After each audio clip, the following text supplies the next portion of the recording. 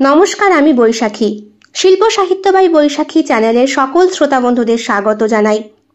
আজ আপনাদের বলবো সম্পূর্ণ ভিন্ন স্বাদের, ভিন্ন আঙ্গিকের প্রাপ্তমনস্কদের জন্য লেখা একটি আবেগ ঘন গল্প। দক্ষিণের জানালা দিয়ে তোকে দেখা যায়। গল্প পাঠ এবং লেখায় আমি বৈশাখী বিশ্বাস দেবনাথ। গল্পটি প্রথম থেকে শেষ পর্যন্ত শুনবেন।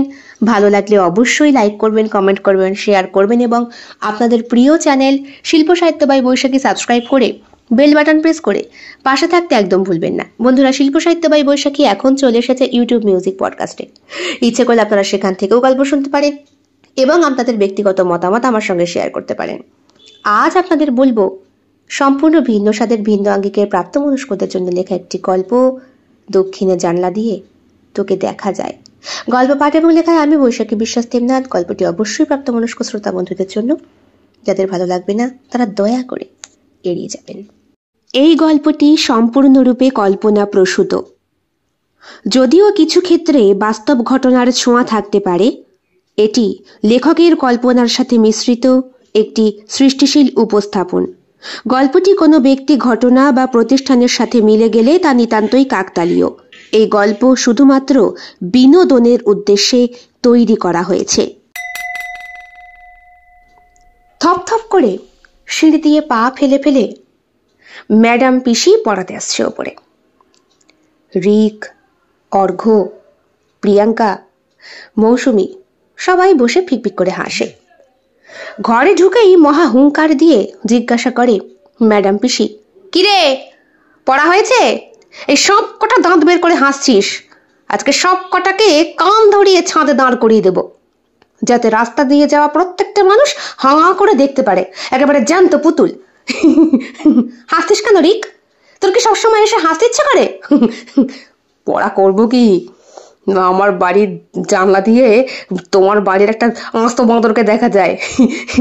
জানলা দিয়ে দেখতে পাই আয়নার সামনে দাঁড়িয়ে গামছা পরে নাচ করছে। সঙ্গে সঙ্গে ম্যাডাম পিসি মানে অনুসুয়ার চোখটা ঘুরে যায় অনুসুয়ার কোল ঘেঁষে বসে থাকা শ্রীয়ের দিকে। শ্রীয়ের মুখটা কালো। ইচ্ছে করছে রিককে ফুটবলের মতো একটা লাথি মারতে। বলল, গোল আলু, তার আবার ইয়ে বলে রাগ করে ঘর থেকে বেরিয়ে যায় শ্রী। অনুসুয়া বলে, তোর কি সবসময় মেয়েটাকে না খেপালে হয় না? তুই কি আনন্দ পাস বলতো আমার বাড়িতে এসে ওকে পড়াতে, খেপাতে গিয়ে? দিদি বারবার বলে গেছে ওকে যেন আমি তোদের সামনে না পড়াই, বুঝলি? রিক হাসে আর বলে, কি করব, ওকে দেখলে আমার খেপাতে ইচ্ছে করে। বারবার মনে হয়, কি মনে হয়? মনে হয় ওর উপর যেন আমার কত জন্মের অধিকার। কিরে, আর কতক্ষণ লাগবে তৈরি হতে? আসছি মা। ওরে বাবা, আরে ওদিকে তো কেক কাটার অনুষ্ঠান শুরু হয়ে গেল, এইবার একটু চটজলদি কর। বিরক্ত হয়ে মায়ের কাছে এগিয়ে আসে শ্রী। তারপরে ওই বিরক্ত চোখ মুখেই বলে, কি যে বলো, তৈরি হতে একটু সময় লাগবে না? তাছাড়া বলছি, আমার কি না গেলেই নয়, ভালো লাগে না জানো তো। অনুপমা বেশ খানিকটা রাগান্বিত হলেন। ভ্রুকুটি করে ওর দিকে তাকিয়ে বললেন, এগুলো কি বলছিস? পাড়া প্রতিবেশী একসঙ্গে থাকতে গেলে একটু তো যেতেই হবে নাকি? তাই বলে ওই কিপটেটার বাড়ি? মানছি ছোটবেলায় তুই রিকের জন্মদিন খেতে যাসনি একদিনও। খাবি কি করে? রিকের বাবা চাকরি করলেও কোনোদিন ছেলের জন্মদিনটা অনুষ্ঠান করে করেনি। ওটা তাদের রুচি, ইচ্ছে হয়নি। তাছাড়া কিপটে বলে পাড়ায় একটু পরিচয় আছে বটে, কিন্তু রিকের বাবা যথেষ্ট ভালো মানুষ। কিন্তু তুমি ওই প্রশংসাই করো, আমি তো তা বলিনি। আমার রিকদাদের বাড়ি যেতেই ভালো লাগে না। রিকদার এই কাকাটা বড্ড অসভ্য, চোখ মুখ এত বাজে। বয়স হয়ে গিয়েছে ওই কাকার, এখন আর চিরঞ্জিতদার ক্ষমতা নেই কোনো মেয়ের দিকে তাকায়। তবে হ্যাঁ, এক সময় অনেক বকুল ফুল ফুটিয়েছে। তুই তৈরি হয়ে যা মা, একটু ঘুরে আয়। কত সাধ্য করে বলে গেল ছেলেটা। রিকের কথা ভেবেই গাটা কেমন যেন গুলিয়ে ওঠে শ্রীর। মোটা একটা ছেলে, ঠিক একটা ফুটবলের মতো, ফর্সা, গালগুলো ফোলা ফোলা, চোখে পাওয়ারের চশমা। যখন হাসে তখন যেন মুক্ত ঝরার বদলে দেখে মনে হয় কোনো একটা পিং পং বল বাউন্স খাচ্ছে। ওর গাল দুটো এমনভাবেই দোল খায়। আর যখন ওই ঘাড়ে ব্যাগটা নিয়ে পড়তে যায় রাস্তা দিয়ে, মেয়েদের মতো বুক দুটো যেন লজ্জা পাচ্ছে এমনভাবে নাচতে নাচতে ওর শার্টের আড়াল থেকে বেরিয়ে চিৎকার করে বলতে চায়, ওরে একটু চর্বি কমা, আমরা যে আর পারছি না, এবার যে ঝুল বারান্দা হয়ে যাব। সেই রিকের আজ 28তম জন্মদিন। প্রায় 3-4 বছর পর রিকের মুখোমুখি হতে চলেছে শ্রী। গ্র্যাজুয়েশন কমপ্লিট করার পরপরই রিক কিসের একটা ট্রেনিংয়ে যেন গিয়েছিল। ওইদিকে শ্রী, সেও তার পড়াশোনায় ব্যস্ত। রিকের থেকে বছর 5 ছোট। দাদুর বাড়িতে তখন শ্রী থাকতো না, বাবার কাছে থাকতো। বাবার বাড়িতে অনেক বড় শাড়ির ব্যবসা আছে। রিসেন্টলি বাবার শরীরটা হঠাৎ খারাপ করায় আর ঠাকুমাও শয্যাশায়ী হওয়ায়, ওই 3-4 বছর আগের কথা, তখন হঠাৎ করেই শ্রীয়ের মা শ্রীকে নিয়ে পার্মানেন্টলি চলে গিয়েছিল তার শ্বশুর বাড়িতে। শাশুড়ি মা তারপরে মারা গেলেন। পাওয়ারলুমের ব্যবসা সবটা নিজের হাতে সামলাতে হলো তাকে।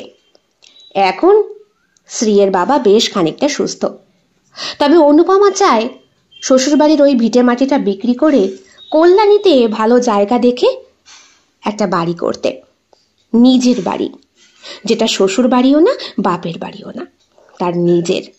আর তার একান্ত আপন সেই বাড়িটা পরবর্তীতে তার মেয়ে সামলাবে।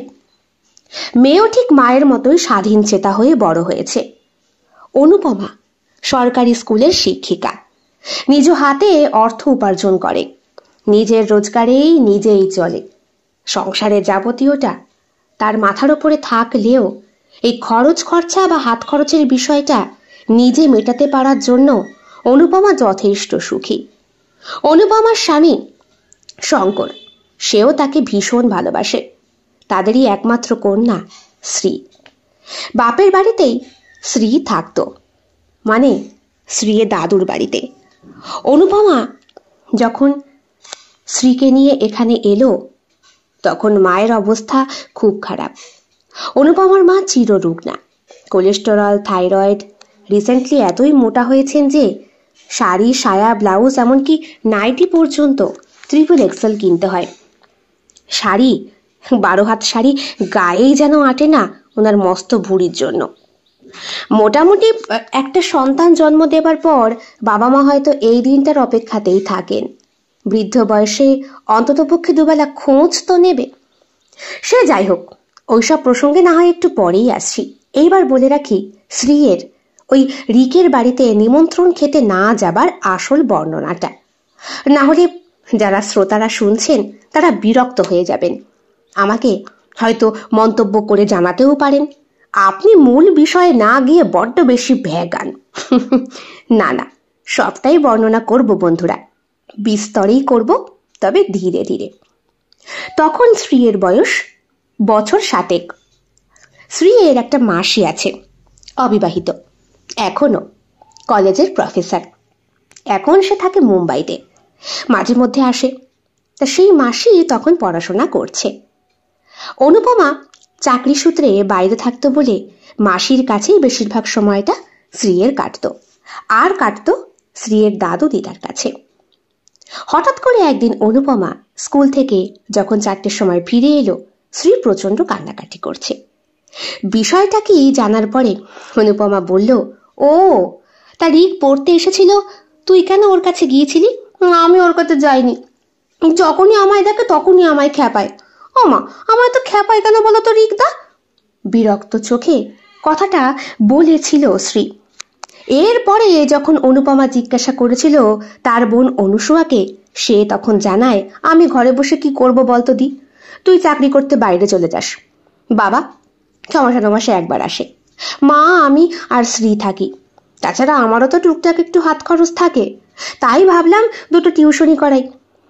আমি সবেমাত্র কথাটা ফেসবুকে লিখে পোস্ট করেছি, এমনই সময় আমাকে শুভায়ুদা ফোন করলো।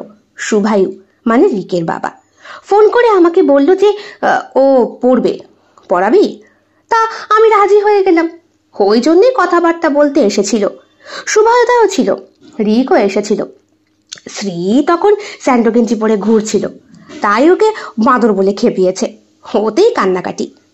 অনুপমা বিষয়টা রিয়ালাইজ করে বলল, ও এই সামান্য ব্যাপারে তোর এত প্রেস্টিজ লেগে গেছে? তোর পাগলি, তোরা তো ভাই বোন, পাড়া প্রতিবেশী, কখন এরকম কেউ ভাবে? কথাটা ক্যাজুয়ালি নিয়েছিল অনুপমা। এরপরে তো অনুপমা স্কুলে চলে যেত। রিক সপ্তাহে 2 দিন দুবেলা পড়তে আসতো। রিকের জায়গায় এইবার আরো কতগুলো স্টুডেন্ট জোগাড় হলো। আসলে অনুসুয়ার পড়ানো বেশ ভালো, বোঝানোর ক্ষমতাও আছে। ঠিক তেমনি শ্রী আর রিকের চোখাচোখি চাহনিটাও যেন দিন দিন আরো বেশি প্রকট থেকে প্রকটতর হতে শুরু করেছে। 1 দিন 2 দিন 3 দিন 4 দিনের দিন হঠাৎ করে অনুপমা দেখল, অর্থাৎ স্কুল থেকে ফিরে, এ কি তুই তোর মাসির ঘরে কি করছিস? ওই ওরা পড়তে আসবে, তাই মাসি বলেছে আমাকেও একটু অঙ্কটা দেখিয়ে দেবে। যাক, ভালোই হলো, তাহলে এবার থেকে তোর মাসির কাছেই হোমওয়ার্কটা করে নিবি, আমি বাড়িতে এসে একটু বিশ্রাম নিতে পারবো। কথাটা বলল অনুপমা। মনে মনে মেয়েও বেশ খানিকটা শান্তি পেল। এরপর প্রতি সপ্তাহেই যখন ওরা পড়তে আসতো, শ্রী যেতেই মাকে বলতো, মা আমি মাসির ঘরে যাই। যা, পড়তে এসছে ওরা? হ্যাঁ। নাচতে নাচতে শ্রী চলে যেত। শ্রী তখন ছোট তখন রিকও। হঠাৎ করে গরমের ছুটির সময় দীঘা যাবার প্ল্যানিং হচ্ছে। শঙ্কর এসেছে টিকিট কেটে। বাবা মাকে বলাতে বাবা মা বললেন, না না আমরা যাব না। তারপরে তোমার বোনকে রেখে কি করে যাই বলো? অর্থাৎ অনুসুয়া, ওর আবার পড়ানো আছে। পড়ানো? কি যে বলো বাবা। কথাটা বলে শঙ্কর। গরমের ছুটিতেও বোন আবার পড়াবে নাকি ওর স্টুডেন্টদের? হ্যাঁ দাদা, পড়াতে তো হবেই। এ হলো বিরাট ক্রিটিক্যাল স্টুডেন্ট, গিফটের বাড়ি, বুঝছো না? যদি এই মাসটা আমি না পড়াই তাহলে এই মাসের মাইনেটা আমাকে দেবে না। আর তুমি তো জানো ওই মাইনেটুকুই আমার হাত খরচা। কথাটা বলে হেসেছিল অনুসুয়া। শঙ্কর বলেছিল, তুই সত্যিই পড়াবি? পারবি, ওরা পড়বে। ওরা না পড়ুক, ওদের বাবা মা জোর করে পাঠাবে। বেঁকে বসলো শ্রী। তার নাকি খুব পেটে ব্যথা, সে দীঘা যেতে পারবে না, শরীর খারাপ করছে তার। তখন শ্রীয়ের বয়স মাত্র 9 বছর। মা বাবা তখনও কিছু আঁচ করতে পারেনি, কিন্তু ছোট্টবেলা থেকেই মনের ভেতরে একটু একটু করে ভাবনাটা উথাল পাথাল হয়ে একটা বিরাট বড় বিস্ফোরণের সৃষ্টি করছিল যে এইটা হয়তো কেউ বুঝে উঠতে পারেনি। বছর 3-4 পর ওরা আরো বড় হয়। এইবার একদিন হঠাৎ করে অনুপমা এবং অনুসুয়া দুইজনেই বুঝতে পারে হঠাৎ করে মেয়ের ছাদে যাওয়ার এত ইচ্ছে জাগলো কেন, যেই মেয়েকে ধাক্কিয়ে ধাক্কিয়ে ছাদে পাঠানো যায় না। এখন বেশ বড় হয়েছে কিন্তু শ্রী, মাধ্যমিক দেবে। আর অন্যদিকে রিকও, সেও হালকা গোফে এবং হালকা দাড়িতে, যদিও তার এই মোটা চেহারার এতটুকু পরিবর্তন হয়নি। মনে পড়ে শ্রীয়ের, যখন মাসির কাছে পড়তে আসতো, এক একটা হাসির কথা বলতে বলতে এমন করে ফুটবলের মতো ডিগবাজি খেত, ওকে দেখে একটা বলই মনে হতো। খুব হাসি পেত। কম্পিউটার টেবিলটা গোছাতে গিয়ে অনুপমা সেই দিন বুঝতে পারল এই কম্পিউটার টেবিল থেকে জানলা দিয়ে সরাসরি রিকের বাড়ির ছাদ দেখা যায়, এমনকি রিক যে ঘরে থাকে সেই ঘরটা পর্যন্ত। তাহলে এখান থেকে কি বিকেল 4:30টার সময় কোনো রকম হাত নাড়িয়ে সিগন্যাল যায়, যার জন্য মেয়ে স্কুল থেকে এসে পড়ি মরি ছাদে যাওয়ার জন্য তৈরি? হ্যাঁ, যেমন ভাবনা তেমন কাজ। সবে একটা ব্যাচ পরিয়ে উঠেছে অনুসুয়া। এরই মধ্যে হন্তদন্ত হয়ে 3তলার ছাদে উঠতে দেখে সে বলল, কি রে, কোথায় যাচ্ছিস তুই? পরীক্ষা তো শেষ, এখন ছাদে গিয়ে কি করবি? না, পরীক্ষায় বুঝি বই নিয়ে ছাদে গিয়ে পড়া যায়, তাছাড়া বুঝি ছাদে যাওয়া যায় না?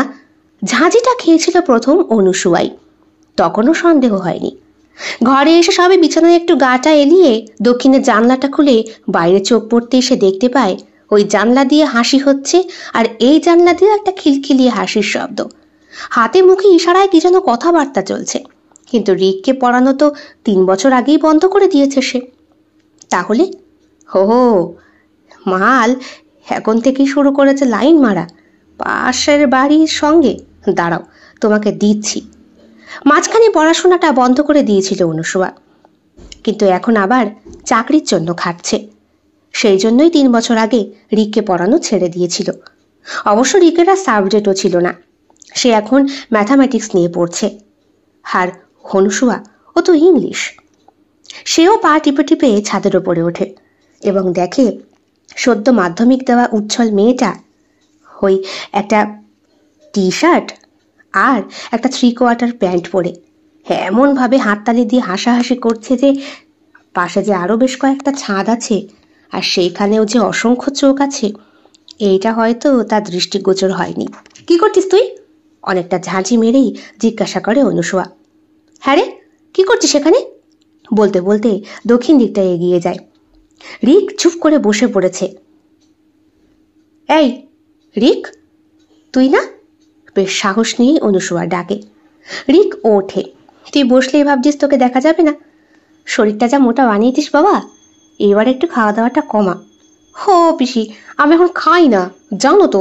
হ্যাঁ, যখন পড়তে আসতো তখনই গল্প করতো অনুসুয়ার সাথে। শ্রী পাশে বসে থাকতো। অনুপমার কানে যেত না তা নয়, সে তখন স্কুলের খাতা দেখছে তার ঘরে বসে।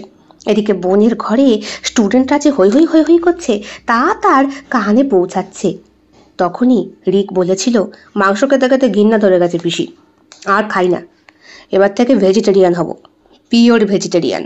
সঙ্গে সঙ্গে শ্রী একটা কথা বলে হেসে বলছে, মাংস রান্না করে সামনে ধরলে তখন থাকতে পারবে। অনুপমার খুব রাগ হয়েছিল, বলেছিল, এই তুই এখানে বসে পাকামো না মেরে আমার সামনে গিয়ে পড়বি চল তো। কতদিন আমার সামনে বসে অঙ্ক করিস না। স্কুল থেকে ফোন করেছিল, আদেও কথাটা সত্যি নয়। পরে অনুসুয়াকে বলেছিল, আমার বিষয়টা ভালো লাগছে না, দেখ পাশের বাড়ি, তার থেকে বড় কথা আমি চাই ও পড়াশোনা করে বড় হোক। আমি শুধু শুধু কেন ওই কিপ্টে বাড়িতে মেয়েকে দেবো বলতো? তাছাড়া ফ্যামিলিটা ভালো না। ওর ছোট কাকাটা চিনিস তো, দীপায়ন, অসভ্য একটা ছেলে, আমাকেও পড়াতে আসতো।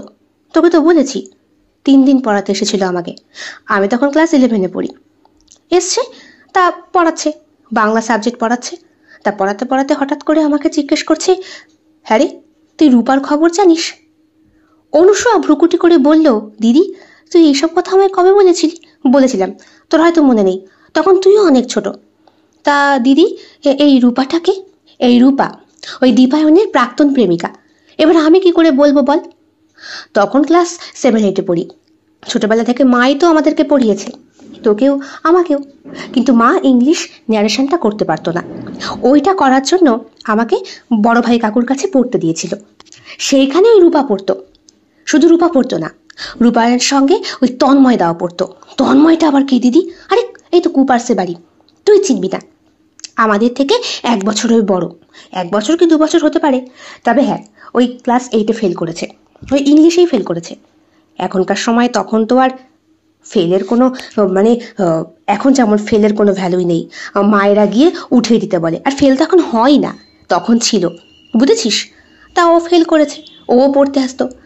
আমরা যখন পড়তাম, মানে আমি আর ঋষি, আমরা পাশাপাশি পড়ছি, হঠাৎ করে রূপা আমাদের হাতে চিমটি কেটে একটা চিঠি ধরিয়ে দেয়। তারপর তারপর বেশ উৎসাহের সহিত জিজ্ঞাসা করেছিল অনুসুয়া। চিঠি ধরিয়ে বলে, পড়ে দেখ ওর মধ্যে কি লেখা। আমি আর ঋষি সেই চিঠি পড়ে হেসেই মরি, তাতে কত কি লেখা। এদিকে ফাঁকে ফাঁকে লেখা আই লাভ ইউ। এটি তারপর তারপর আর কি? আমরা তখন বললাম, তন্ময়দা তুমি রূপাকে ভালোবাসো? তন্ময়দা তখন বলল, আমি কিছু জানি না, ওই আমাকে প্রথম লেটারটা লিখেছিল। ব্যাস, আমরা জানতাম রূপার সঙ্গে তন্ময়দার লাইন। এরপরে 7-8 পাস করে লাইন 9-এ আমাকে তো মা বাড়িতেই মাস্টার দিল। তারপর আমি রতন স্যারের কাছে পড়তে যেতাম, তারপর আর দেখা সাক্ষাৎ হয়নি। তবে আমি যখন উচ্চ মাধ্যমিক পাশ করলাম, কলেজে পড়ি, তখন হঠাৎ করে একদিন তন্ময়দার সঙ্গে রাস্তায় দেখা, বাইক নিয়ে যাচ্ছে। আমাকে দেখে নিজেই দাঁড়িয়ে পড়ে নিজেই আমাকে ডাকলো। আমি তাকেই বললাম, আরে তুমি তন্ময়দা, কেমন আছো? বললো, ভালো আছি। তুই কেমন আছিস বোন? আমার সঙ্গে সবসময় এভাবেই কথা বলতো। বললাম, ভালো আছি। এবার জিজ্ঞেস করলাম রূপার খবর। আমায় বলল, একটা অসভ্য মেয়ে আমায় আঘাত দিয়েছে, আমার সঙ্গে এত বছর লাইন মারলো, ওর জন্য আমি মাধ্যমিকটা পর্যন্ত টপকাতে পারলাম না জানিস। ও বিয়ে করবে বলে আমি দুবাই চলে গেলাম। দুবাই থেকে এত বছর পর ফিরে এসে জানতে পারি ওনাকে একটা স্কুল মাস্টার সঙ্গে প্রেম করছে। হে দিদি, তারপর তারপর আর কি? আমি কলা কি করে জানবো সেই স্কুল মাস্টারটা আর কেউ না, ওই দীপায়ন দা। এবার দীপায়ন আমাকে পড়াতে পড়াতে রূপার খোঁজ যখন জিজ্ঞেস করেছে, আমি তখন বলে দিয়েছি। রূপা, মানে ওই রূপা সেন? ওহো, ও তো তন্ময় নামে একটা ছেলের সঙ্গে লাইন মারতো। ব্যাস, এই দিদি তারপর? তারপর আর কি, দীপায়ন আমাকে পড়াতে আসে না, মাত্র 3 দিন পড়াতে এসেছে। এবার তো মা গিয়ে খোঁজ খবর করছে দীপায়নের বৌদির কাছে। বৌদির কাছে খবর পেয়ে জানতে পারে দীপায়ন নাকি চরম শোকে আছে। শোক মানে? হ্যাঁ, বিরহ যন্ত্রণা। ওই রূপা বলে কোন একটা মেয়ের সঙ্গে তার নাকি বিয়ে ঠিক হয়েছিল মাঘ মাসে। এই দিদি তারপর? তারপর আর কি, বিয়ে ভেস্তে গেছে। শুধু ভেস্তেই নয়, চরম ঝগড়া হয়েছে 2 ফ্যামিলির মধ্যে। জানিস কি জানা গেছিল? কি? ও শুধু ওই তন্ময়ের সঙ্গে না, ওই পাড়ারও কার সাথে লাইন মারত। সেই ছেলেটা এখন মুদি দোকানে কাজ করে বলে শেষ পর্যন্ত দীপায়নের সঙ্গে লাইন মেরেছে। তারপর? তারপর আর কি, আমি ছাদে গিয়ে পড়াশোনা করতাম, আর দীপায়ন আমার দিকে এমন করে তাকিয়ে থাকতো যেন ওর প্রাণ পাখিকে আমি ওর কাছ থেকে ছিনিয়ে নিয়েছি। এরপরে দীপায়নের বাবা ওর সম্বন্ধ আমার মার কাছে এনে দিয়েছিল, কিন্তু মা রাজি হয়নি। মা স্পষ্ট বলে দিয়েছিল দীপায়ন আমার থেকে বয়সে অনেকটা বড়, এটা তো কিছুতেই পসিবল না। তারপর? তারপর আর কি, ওই আনুলিয়া থেকে কোন একটা মেয়েকে যেন বিয়ে করেছে। সেই মেয়েটা উচ্চ মাধ্যমিক সবে দিয়েছে আর বিয়ে হয়ে গেছে। আমি তো তখনও পড়াশোনা করি। এইবার সেই দীপায়নের এখন সমস্ত রাগ গিয়ে পড়েছে আমার সন্তান আর স্বামীর ওপরে। রাস্তাঘাটে দেখা হলে কথা তো বলেই না, এমন একটা বিহেভ করে যেটা আমি ওর পাকাতানে মই দিয়েছি। আর একদিকে শুভায়ুদা দেখ, কতটা স্নেহধর্মী, কত সুন্দর কথাবার্তা, মানছে একটু কিপটে, তবুও এবার তুই বল বোন বিচার করে, ওই ফ্যামিলিতে আমার মেয়ে দিয়ে আমি শান্তি পাবো, যেখানে আমি জানি একটা চরম শত্রু মানে দীপায়ন রয়েছে, মানে শুভায়ুদার ভাই দীপায়ন, যে কিনা রিম্পার প্রাক্তন এক্স ধোকা খাওয়া প্রেমিক। হাসতে হাসতে কথাটা শুনে কাহিল হয়ে গিয়েছিল অনুসুয়া। কে জানতো মেয়েও শুনতে পেয়েছে। মেয়েকে দাঁড়িয়ে থাকতে দেখে অনুপমা বলে, তুই কখন এলি? তুমি তো আমায় ডাকলে মা, তাই চলে এসেছি। তারপর থেকেই মেয়ে আর খুব একটা যেত না। মাঝখানে বিয়ে ঠিক হয়েছিল অনুসুয়ারও, সেই বিয়ে ভেঙে গেছে। এরপরে একে একে পড়ানোটাও সে ছেড়ে দিয়েছে, খাটছে মাস্টারির জন্য। এরপরে বেশ কয়েক বছর মাঝখানে গ্যাপ দিয়ে আবার টিউশনে শুরু করেছে। এখন অবশ্য অনেকটা বড় হয়ে গিয়েছে শ্রী, সেও এমএসসি পড়ছে। আর অন্যদিকে ওই যে রিক, সে তো কলেজ কমপ্লিট করেই চলে গিয়েছিল চেন্নাইতে কি একটা ট্রেনিং নিতে। সেইখান থেকে নাকি চাকরি পেয়ে এবার ফিরেছে। তাই তো তার 28তম জন্মদিনে নিমন্ত্রণ করতে এসেছিল গত পরশু রিক নিজে। অনুপমারও আর কয়েক বছর মাত্র চাকরি আছে। ওইদিকে শঙ্করও বাবার ভিটে বিক্রি করার জন্য উঠে পড়ে লেগেছে, কারণ কল্যাণীতে একটা খুব ভালো জায়গা পছন্দ হয়ে গিয়েছে তার, একদম সেফ সব রকম ভাবে। তা সেই জন্মদিনে নিমন্ত্রণ করতে রিক আর রিকের বাবা আসে। সেই দিন ছিল সন্ধ্যে 7টা, একটু ঝড় বৃষ্টির রাত। লোডশেডিংটা হয়েছে। শ্রী তার বাবার কাছে ওই ঠাকুমার স্মৃতি পালন করতে যাওয়া হয়নি ওই দিন অনুপমার।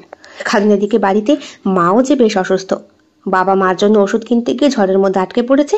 সুতরাং অনুসুয়া আর অনুপমা দরজা ধাক্কাতেই সে দরজা খুলে বলে, আরে শুভায়ুদা, কত বছর পর, কি ব্যাপার, কেমন আছিস? ভালো আছি। হুমা, এটাকে তো চিনলাম না। রিককে দেখে নিজের চক্ষু ছানা বড়া হয়ে গিয়েছিল অনুপমার। মোটা বলমার্কা ছেলেটা, এতটুকু চেহারায় আর মেদ নেই, সবটা ঝরে গিয়েছে।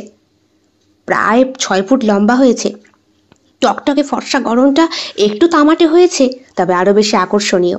চোখে সেই পাওয়ারের চশমাটা, ঠোঁটের কোনায় হাসি।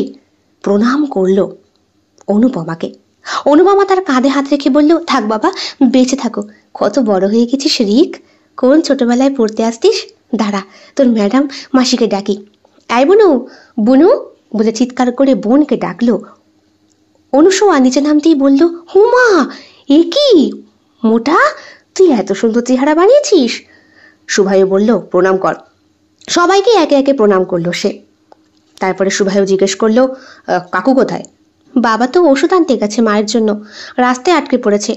মেয়েটাও বাড়ি নেই, ওর ঠাকুমার বার্ষিকীতে গেছে ওর বাবার সাথে। আমি যেতাম, কিন্তু মা এত অসুস্থ, ও তাই। চট করে রিক বলে, শ্রী বাড়ি নেই? না বাবা, শ্রী তো বাড়ি নেই। হো, আর কিছু বলতে পারে না, ভিতরে যেন আরো কিছু কথা ছিল। শুভায়ু বলে, শোন শোন, ছেলের জন্মদিন বুঝলি, চাকরি পেয়েছে তো। সে কি, তাই নাকি? হ্যাঁ, মাল্টি ন্যাশনাল কোম্পানিতে অনেক বড় পোস্টে। কিছুদিন পর অস্ট্রেলিয়া চলে যাবে। আরে বাস, এ তো খুব ভালো কথা শুভায়ুদা। এই মন্দার বাজারে চাকরি পাওয়া মানে তোমার তো কপাল খুলে গেল। আর তোমার ছোট ভাই দীপায়নের ওই যে ছেলেটা, ও একটা মস্তান তৈরি হয়েছে। ওর সঙ্গে তোমার সম্পর্ক নেই অনেকদিন। তাই? দীপায়ন তো এখানে থাকে না?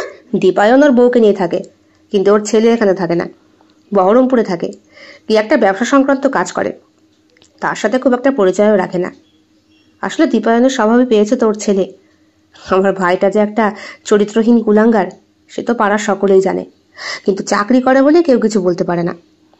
কথাটা বলে নিজেই চুপ মেরে যায় শুভায়ু, যেন মনে হচ্ছে ওপর দিকে থুতু ফেললে নিজের গায়ে নিজেরই যেন সেটা লাগে। কিছুক্ষণ পরিবেশটা চুপচাপ। হঠাৎ করে অনুপমাই বলল, কিরে বুনু, হা করে দাঁড়িয়েছিস কেন?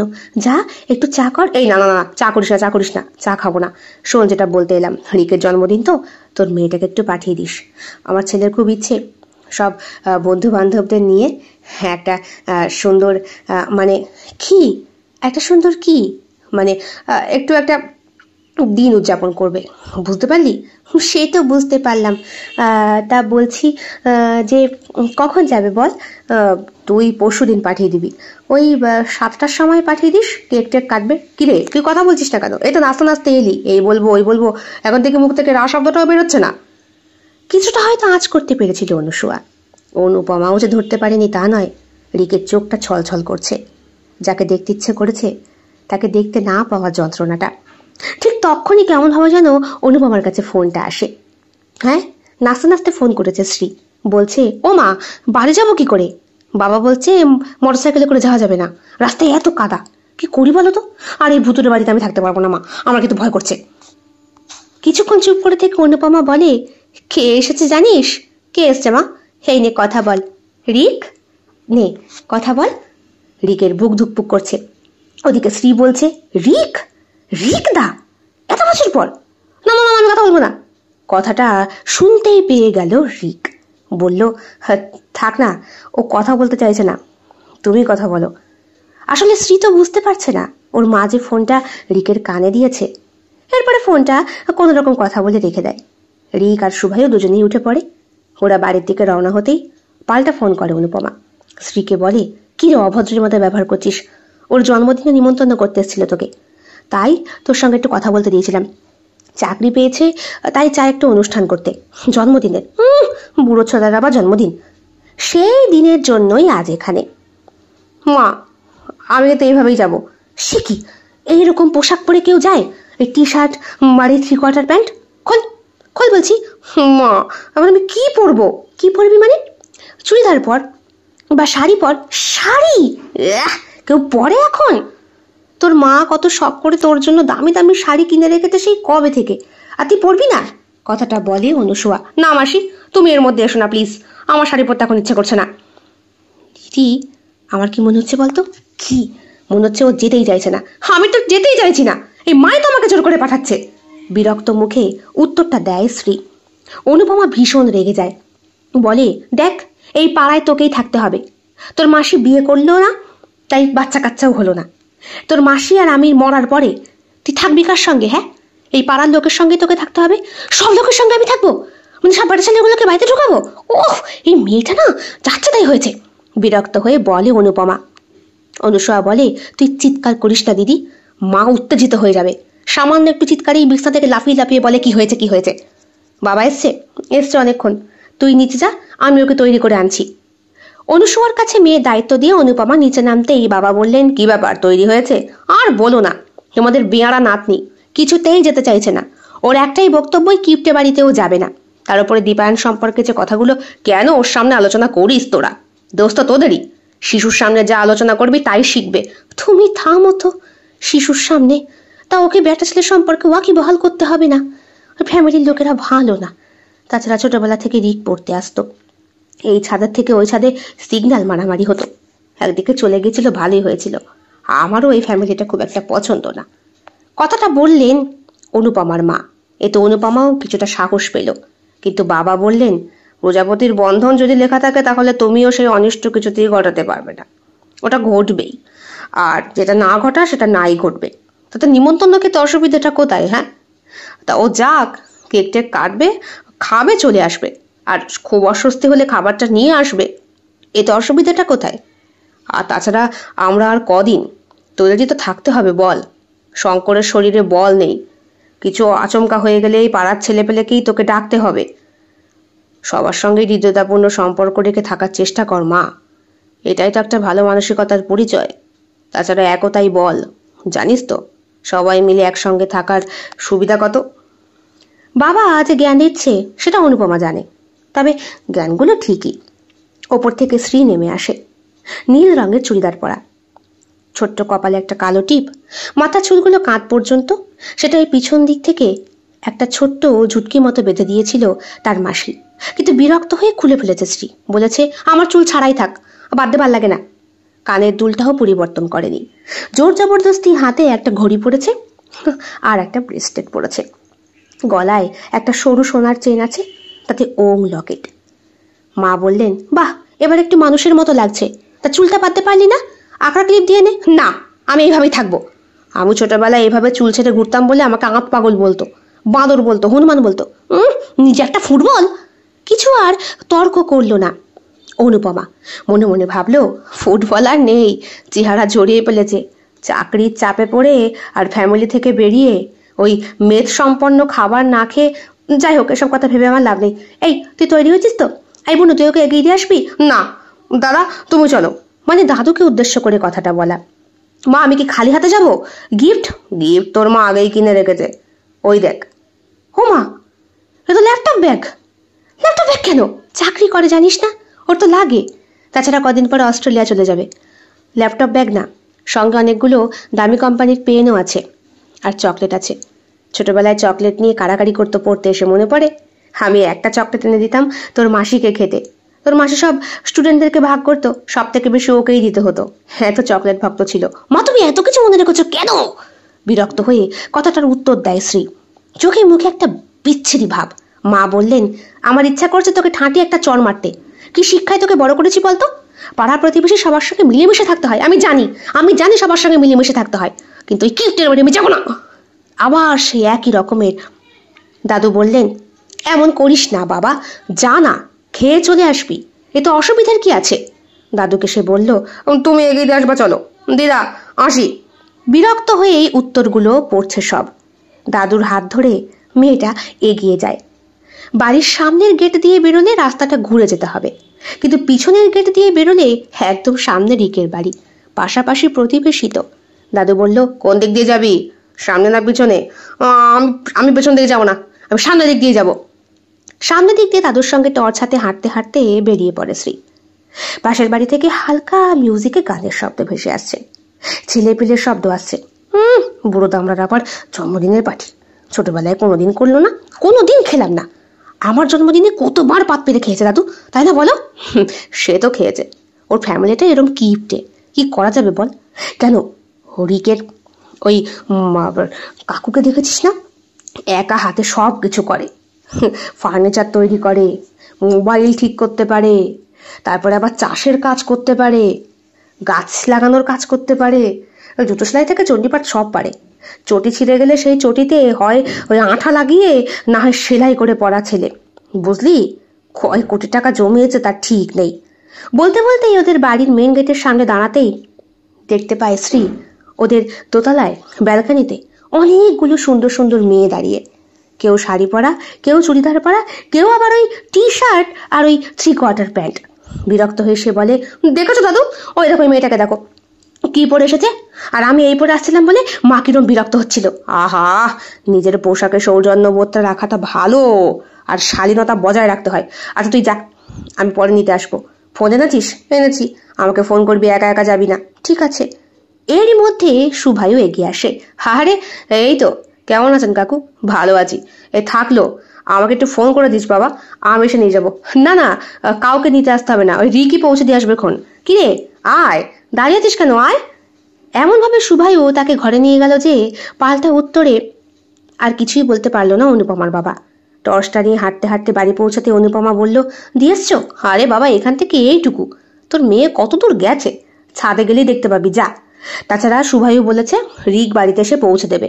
অনুসুয়া বলল, যা ভেবেছি ঠিক তাই, ও বাড়ি থেকে প্ল্যান করা, বুঝলি দিদি? প্ল্যান করা মানে? বাবা তুমি বুঝবা না, বুড়ো হয়েছে তো, আমরা সব বুঝি। সেই ছোট্ট থেকে এটা আমরা ফিল করতে করতে আসছি। মাঝখানে বেশ কয়েকটা বছর গ্যাপ পড়ে গেছে, আমি পড়াইনি, আর হো চলে গিয়েছিল শহরের বাইরে। তুমি বুঝবা না। ঘরের ভেতর শুয়ে দিদিমা হাসে, বলে যা ঘটা তা তো ঘটবেই, তোর বাবারই তো ডায়লগ, ফিরিয়ে দে। আর তুমি ওষুধ খেয়েছো? তুই তো ওষুধ আর ওষুধ, একটু ভালো কথাও বলো না। অনুপমা অনুসুয়াকে বলে, আমি যাই, দেখি তো দাদা কি খায়। শঙ্কর বাড়িতে রয়েছে। শঙ্কর বলল, কোথায় গেল মেয়ে? মেয়ে কোথায় গেল খোঁজ রাখো না? পাশের বাড়ি গেছে। হো হো, কি ব্যাপার? ওই জন্মদিনের নিমন্ত্রণ, তাই? এক কাপ চা দাও। দিচ্ছি, বসো। জানলা খুলছো কেন? খুলবো না, মেয়ে ওইখানে গেছে, দেখতে হবে না? ওহ, তোমার মেয়ে চাকরি পেলে ওই বাইরে চলে গেলে রাজ্যের, তখন যে তুমি কি করবা? সে যখন করবো তখন করবো। তাছাড়া ওই বাড়ির লোককে আমার খুব একটা সুবিধারও মনে হয় না। ভেতরে তখন বিরাট পার্টি চলছে। সুভায়ু তাকে দোতলায় নিয়ে যায়। রিককে ডাকে, রিক, আই রিক। দীপায়নের ছেলেটাও এসেছে, তুষার। বেশ সন্টামার্কা চেহারা, মোটা সোটা। ও আর শ্রী একদম সমবয়সী। শেষ পর্যন্ত শ্রীকে বলল, আরে শ্রী না? হ্যাঁ। আরে আমি তুষার। হো, তুষার, কেমন আছো? ভালো। আরে শ্রী, তোমাকে তো দেখতে হেবি সুন্দর লাগছে। লজ্জায় শ্রীয়ের গাল দুটো লাল হয়ে যায়। তুমি কি বরাবরই এরকম চুল ছেড়েই রাখো? তোমাকে চুল ছাড়াই বেশি ভালো লাগে। হঠাৎ পেছন দিক থেকে একটা শক্তপোক্ত পুরুষ কণ্ঠস্বর, তুই এখানে কি করছিস? যা ভেতরে যা। ফুলপেট মাল খেয়ে দাঁড়িয়ে রয়েছে। দাদা বলে পিছন ঘুরে তাকায় তুষার। রিক দাঁড়িয়ে, নীল কালারের শার্ট আর হোয়াইট কালারের প্যান্ট। তখনও পর্যন্ত শ্রী রিকের দিকে তাকায়নি, কিন্তু এখন রিক সামনে এগিয়ে আসতেই, ওর পারফিউমের গন্ধতে ওর চোখের দিকে তাকাতেই শ্রীয়ের বুকের ভেতরে ধূপকুকানি 100 গুণ বৃদ্ধি পায়। Happy birthday. Thank you. এক হাত থেকে আরেক হাতে যখন উপহারটা লেনদেন হয়, তখন আঙুলের স্পর্শটা একটু ইচ্ছে করেই বেশি করে দেয় রিক। রিককে দেখে রীতিমতো ঠান্ডা হয়ে গেছে শ্রী। একটা সুপুরুষ যাকে বলে। ছোটবেলায় যাকে ফুটবল মনে হয়েছিল, লাথি মারতে ইচ্ছে করত, এখন তাকে লাথি মারতে তো ইচ্ছেই করছে না, বরং এসো, ভিতরে এসো, অনেক বছর পর তোমার সঙ্গে দেখা। হ্যাঁ, তোমাকে খুব ভালো লাগছে। কথাটা শুনে শ্রীয়ের বুকের ভেতর ধুকপুকানি আরো বেড়ে যায়। একটু আগে তুষারও বলল, কিন্তু রিকের বলার মধ্যে অনেক পার্থক্য। যেই ছেলেটা পড়তে এসে ওরকম উল্টে পড়তো হাসতে হাসতে, তার হাসিতেও আজকে কতটা সম্ভ্রম কাজ করছে। শ্রী ভেতরে আসে। অনেক সুন্দরী সুন্দরী মেয়েরা এসেছে, অনেক সুন্দর সুন্দর ছেলেরা এসেছে। এরা সবাই নাকি রিকের বন্ধু আর বান্ধবী। রিক বলে, আলাপ করিয়ে দিই। ও হলো শ্রী। হো, এটাই তাহলে শ্রী। হাই শ্রী। আরো অনেক ছেলেপেলেরা এগিয়ে আসে, হ্যান্ডশেক করে। শ্রী একটু ভ্রুকুটি করে। আমি আবার কি এমন স্পেশাল মানুষ হলাম যে সবার সঙ্গে আমার এরকম আলাপ করাচ্ছে? মনে মনে বললেও মুখে প্রকাশ করে না। এবার সুভায়ু বলল, নে এবার কেকটা কাট। এতক্ষণ ধরে তো কেকই কাটছিলি না, হাঁ করে জানলার দিকে তাকিয়েছিলি। তা অনুপমার ঘরে দক্ষিণের জানলা সবসময় বন্ধই থাকে। কই বাবা? আজকে তো খোলা। ওই যে মেয়ে এসেছে তাই। কথাটা নিজেই বলে নিজেই বোকা বনে যায় রিক। হাসে, একটু তাকিয়ে শ্রীয়ের দিকে, দেখে শ্রী হাসছে না। ওর মুখটা কেমন যেন ঘোর কালো অন্ধকারের মধ্যে। রিককে দেখে শক খেয়েছে। এরপরে সবাই হাততালি দিয়ে কেক কাটার উইশ করে। সেই মুহূর্তে উইশটা ওকে করেছিল শ্রী, তবে আস্তে আস্তে। কেকের প্রথম টুকরোটা বাবার মুখে, দ্বিতীয় টুকরোটা মায়ের মুখে দিয়ে তৃতীয় টুকরোটা হাতে নিয়ে শ্রীয়ের দিকে এগিয়ে আসে। বলে, হাঁ করো, কেক খাইয়ে দিই। না, আমি হাতে নিয়ে খেতে পারি। আমি একটু খাইয়ে দিই, তাতে তো কোনো অসুবিধা নেই। শ্রী কোনো কথা বলতে পারে না। হাঁ করে কেকে কামড় মারতেই রিক বলে, সবটা খেও না, আমায় একটু খাইয়ে দাও। সবাইকে অবাক করে দিচ্ছে রিক, বুঝিয়ে দিচ্ছে ওখানে উপস্থিত থাকা সবকটা সুন্দরী মেয়েদের যে শ্রী সত্যিই তার কাছে ভীষণ স্পেশাল। শ্রী বলে, আমার এটাটা তুমি কেন খাবে? তুমি আরেক টুকরো কাটো, আমি খাইয়ে দিচ্ছি। না, আমি ওটাই খাবো। এক হাতে খাইয়ে দেয় শ্রীকে, আর এক হাতে শ্রী সেই কেকের টুকরোটা নিয়ে খাইয়ে দেয় রিককে। রিকের মুখে বিশাল হাসি ফোটে। বন্ধু বান্ধব বলে, এই তোরা একটু ক্লোজ হয়ে দাঁড়া, একটা ছবি তুলি। এই না না, ছবি না, ছবি না, আমার না ফটোশুটে মুখ একদম ভালো আসে না। কি যে বলো, ভালো আসে না মানে? একটা মেয়ে এগিয়ে আসে। রিককে কবে থেকে বলছি যে এবার একটা লাইন টাইন মার, প্রেম কর, কিছুতেই সে করবে না। বলে কিনা আমি প্রেমে বিশ্বাস করি না, যাকে ভালোবাসি তাকে সরাসরি ছাদনা তলায় বিয়ে করব, আর তারপরে প্রেম করব, বুঝলি? অবাক হয়ে শ্রী তাকিয়ে থাকে রিকের দিকে। শুভায়ু আর শুভায়ুর মা অনেকক্ষণ আগেই কেকটা হাতে নিয়ে নিচে নেমে গেছে, সবাইকে কেটে পরিবেশন করবে তাই। শ্রী বলে, এগুলো কি হচ্ছে রিক্তা, এসব কেন? আরে কিছু না কিছু না। এই তোরা এসব কি পাগলামো কথা বলছিস? ছবি তোল সবাই মিলে, একটা গ্রুপ ফটো তুলি। গ্রুপ কি বলছো গ্রুপ? আগে তোমাদের তুলি। আচমকাই ওদের একটা ছবি উঠে যায়, যেই ছবিতে রিক তাকিয়ে শ্রীয়ের দিকে আর শ্রী তাকিয়ে রিকের দিকে। এরপরে খাওয়া দাওয়া চলে, কিন্তু শ্রীয়ের মুখে যেন খাবারটা ওঠে না। রিক বলে, কি ব্যাপার, খাচ্ছ না? চুপচাপ। না, শরীরটা ভালো লাগছে না। হো, তাহলে কি করবে, বাড়ি যাবে? একটু বাড়ি পৌঁছে দিলে খুব ভালো হয়। আসলে এখানে আমি ঠিক কমফর্ট বোধ করছি না। কিছুক্ষণ আগে নাচানাচি হয়েছিল, রিকের বান্ধবীরা খুব নাচানাচি করেছে, রিকও নাচ করছে। মনে পড়ে গিয়েছিল শ্রীয়ের, ওরও 10তম জন্মদিনে রিক যখন গিয়েছিল তখন ছোট্ট একটা পার্টি অ্যারেঞ্জ করেছিল মা। ডিজে লাইট এসেছিল, নাচা গানা হচ্ছিল। রিক তখন কিচ্ছুতেই নাচ করতে পারছিল না। অত বড় ভুঁড়ি আর চেহারা নিয়ে কেউ নাচতে পারে? কিন্তু এখন দেখো, মেয়েগুলোর সঙ্গে রীতিমতো কোমরে হাত দিয়ে বল ডান্স করছে। শালা শখ কত! মোটকা মনে মনে বললেও, দাঁতে দাঁত চিপলেও এখন আর রিক কিছু বলতে পারে না।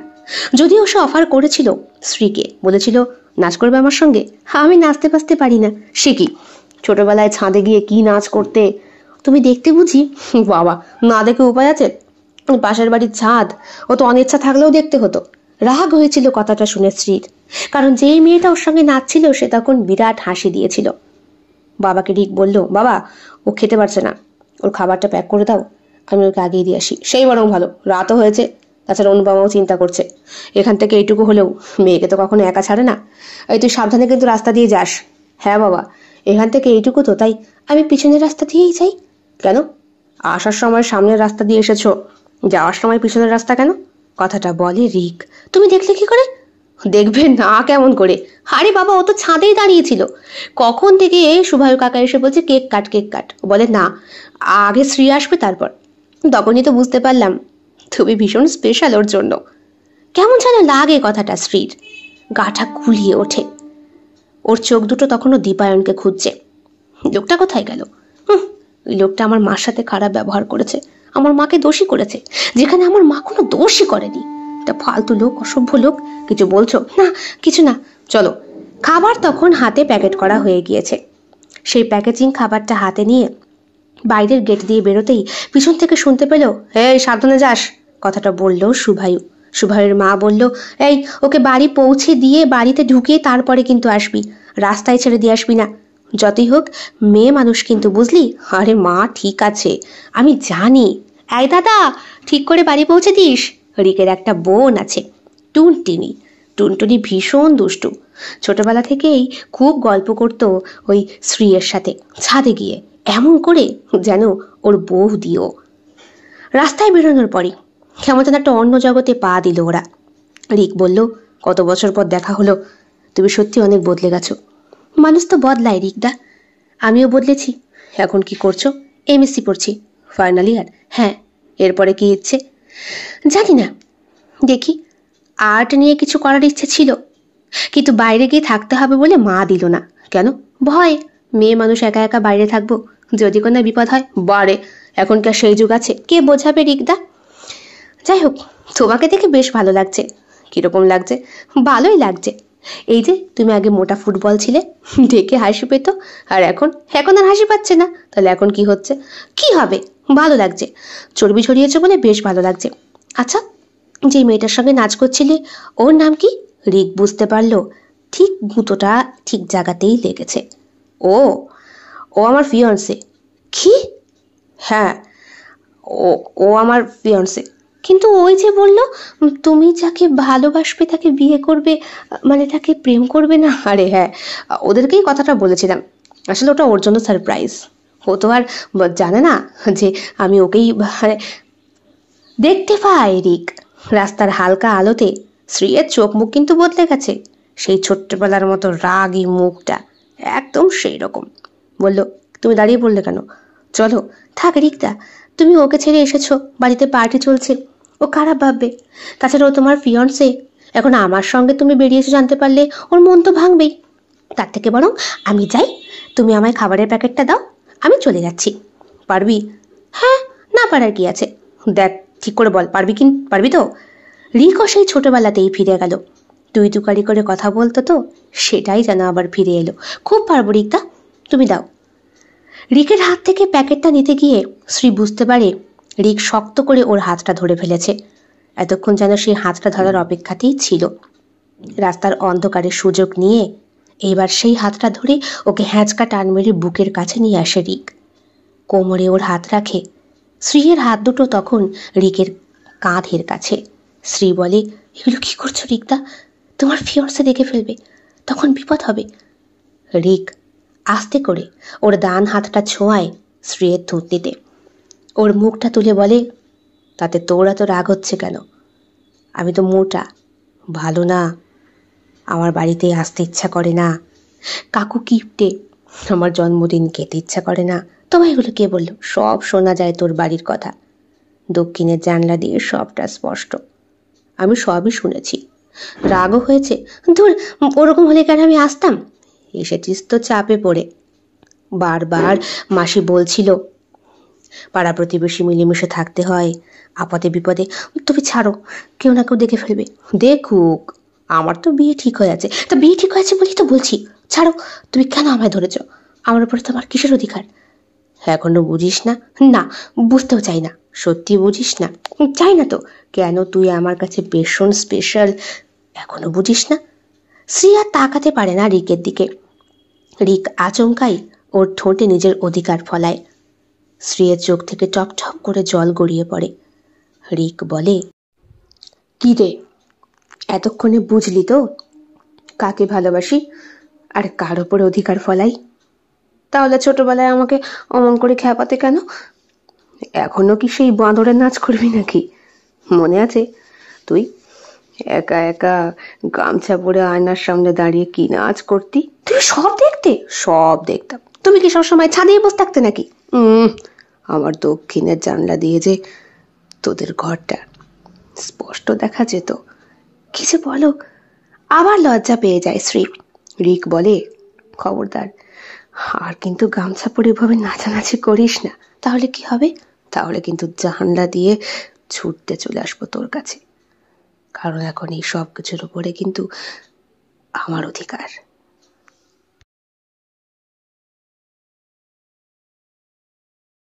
কেমন লেগেছে আজকের গল্প? কমেন্ট বক্সে কমেন্ট করতে একদম ভুলবেন না।